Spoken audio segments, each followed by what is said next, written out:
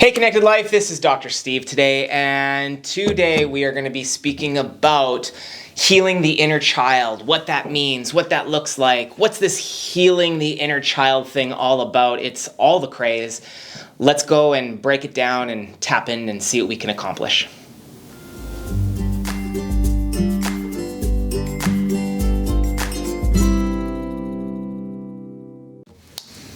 Okay, welcome back.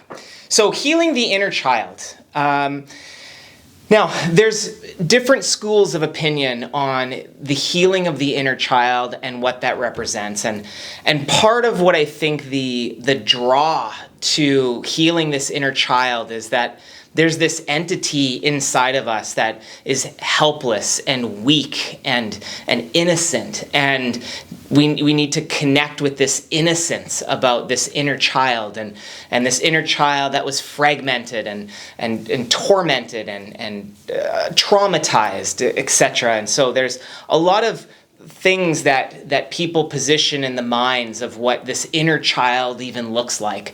And again, I might get into a little bit of trouble for this, but I wanted to just mention how I kind of see the inner child, and when I do work with people, what that means to me and to them when we go in and kind of do the work on something that is of the past, like in the child realm between the ages of, say, 0 to 8, somewhere in that range.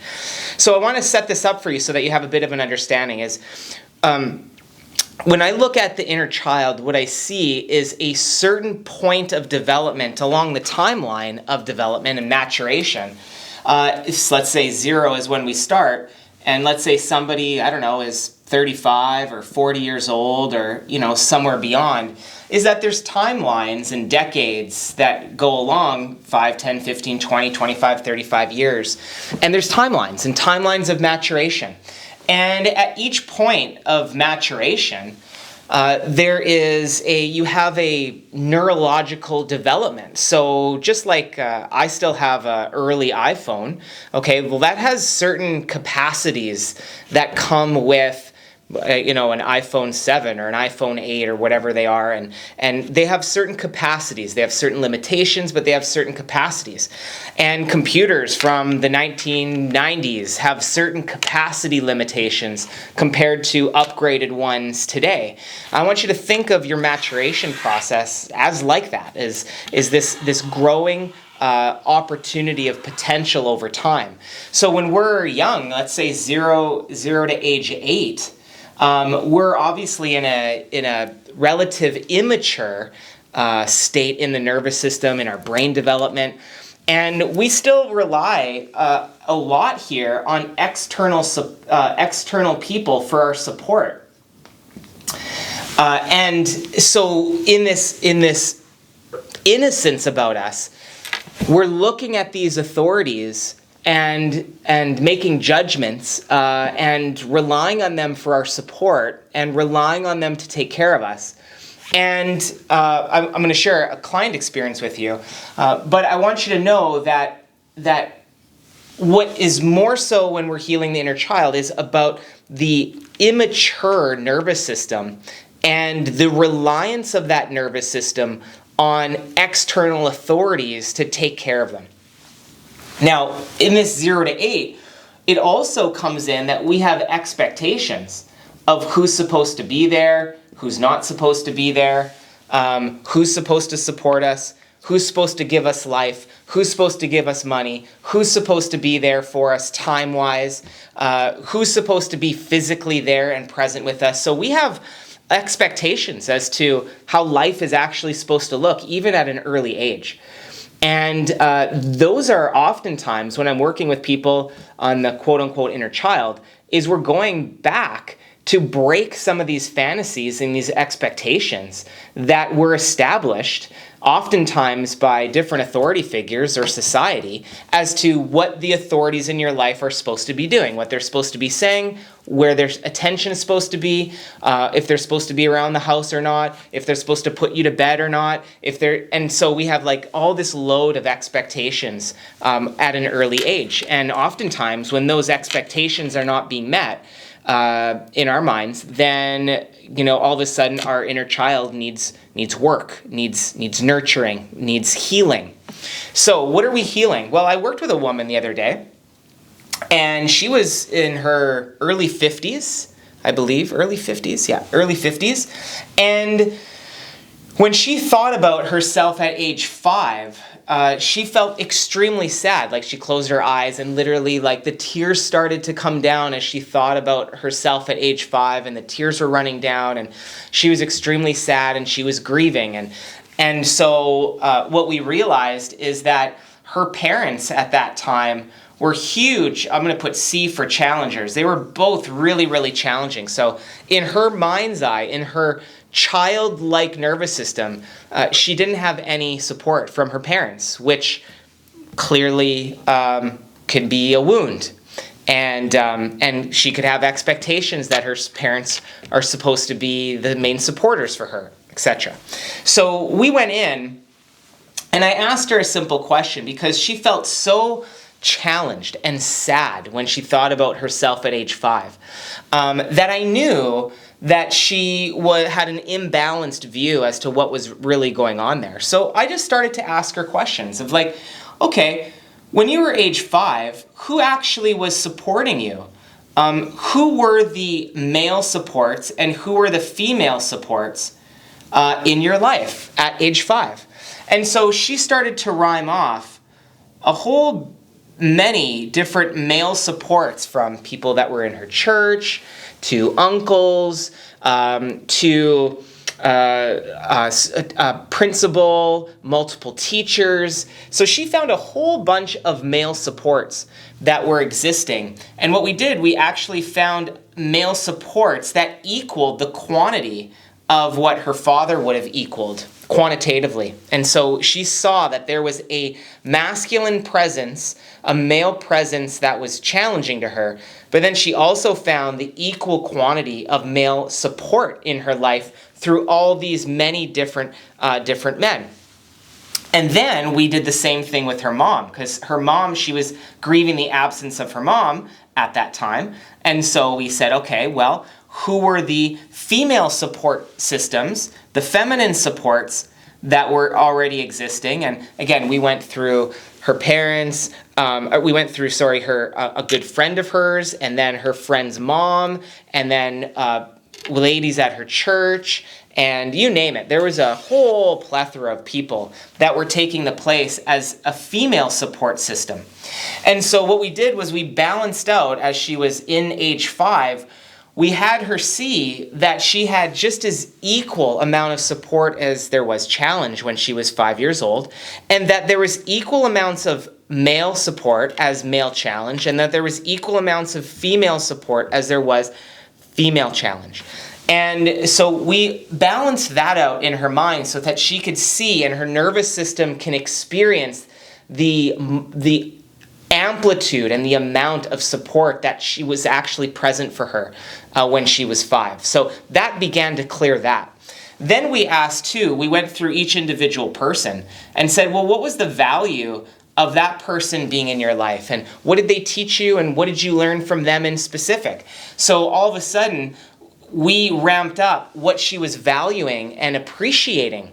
And we went through each individual entity and had her value the person to a much higher degree in her life. And so by the time we were gone through about 20 different people, she had immense gratitude for all the people that were supporting her and the way in which they were supporting her and the way in which she was learning in her life. So she was seeing this rapid expansion of her learning and her growth and the support and the appreciation for all those people that were there supportive in her life. So she, in that moment, she definitely was not lacking anything, and she wasn't lacking support for sure. Then one of the final questions that we asked her was, what would have been the drawbacks to you? What would have been the drawbacks if your parents were the primary support? If the parents were primary in supporting you? What would have been the drawbacks if the parents were primary to support you? And she went through about 5 or 6 major things, but what she realized, the big thing she realized, is she would actually not have met her husband if the parents were her primary support, she wouldn't have met her husband, and they wouldn't have been moving away and going on adventures, because she would have stayed stuck to the home. And because she was from a certain descent, she would have had an obligation to stick around and support her parents. And the fact that they were so challenging to her gave her the freedom and liberty to be able to go and adventure and grab her now husband at an early age, and they went off adventuring to experience and explore a different life and to travel the world. And she saw that would never have happened if my parents were supports, because I would have felt obligated to stay with them. So as we began to unpack this whole thing in her mind and see that, you know, there was people there to support her, there was male and female support systems for you, and there was people that were really appreciative to help you in the learning curve and the growth curve. And then if your parents would have been as you wished and fantasized about as a 5-year-old, if your parents would have been, you wouldn't have met the husband of your dreams, and you wouldn't have had the freedom to go and travel and do what you needed to do. So in the end, I said, just close your eyes and see if there's any grief there. And when she closed her eyes, she just had a big smile, and she saw just the perfect order for her life. And she loves herself for who she is right now. And she just couldn't see how that early time actually helped her become who she is today. The life she has, the adventures she has, the husband she has, and she couldn't see that because the child, the inner child, is looking with certain expectations and expectations of who's supposed to be doing what. And once you reorganize the nervous system so that it sees that it's not missing any support, that it was never really alone, that there was lots of growth, and there was people in your life that were supporting you and encouraging you to go and live your life, you then, in that moment, you could say you're healing the inner child. You're healing the early distortions of the nervous system, and you are upgrading everything to real time today. And so to me, that is the essence of healing the inner child, is a real upgrade in the perception of how the child sees its environment, because it's so skewed with what should be that once you orientate that mind to see that it was perfect just the way that it was, in that moment, that's where the healing happens. That's where the appreciation, the gratitude for not only then, but all the people that were there, and then also for her parents, so that she could have appreciation for them, that they did what they did, so that she can go and live the life that she did. So that is an example that I wanted to share with you, because just kind of fresh on my mind, of someone healing their inner child. But again, I view it more so as organizing the nervous system, a primitive 5-year-old nervous system. You're organizing it so that you're dropping the expectations, you're letting go of certain ideologies that you might have collected along the way, and you're seeing reality as it is, and that it's a developmental moment, and it's a point in time that you're growing, and that all is really well. And I've done this on hundreds of occasions with people to reorientate their nervous systems to see beauty and order in their childhood. And I've done that with myself, and I'll share that in a future video. But this is kind of the essence of how we brought this woman through it. And she closed her eyes and she said, there is zero sadness. Like, I don't have any sadness. I can't pull up any grief. I can't pull any kind of low-end emotion up, because I'm seeing how perfectly ordered this was. And that's, to me, that's the essence of healing. And the inner work, the healing of the inner child is done once you see the grace and the perfection and the gratitude in it. So hopefully this was helpful, just looking at how to heal an inner child and give you some ideas about that. And just know that really it's about upgrading the nervous system so that you see more beauty and order in what was going on. And once you do that, the nervous system can let go, and it can mature out of where it's probably stagnated and stunted in its development, and it can move along and kind of catch up with where you're at today at whatever age you're at. So if you need any help, let me know. Reach out, get a hold of us. Come over to StephenFonso.com, enter your name, email, and we can give you, there's a course there that you can sign up for anxiety. So come on over to there, and thanks, and hope this was helpful to you, and we will see you on the next video.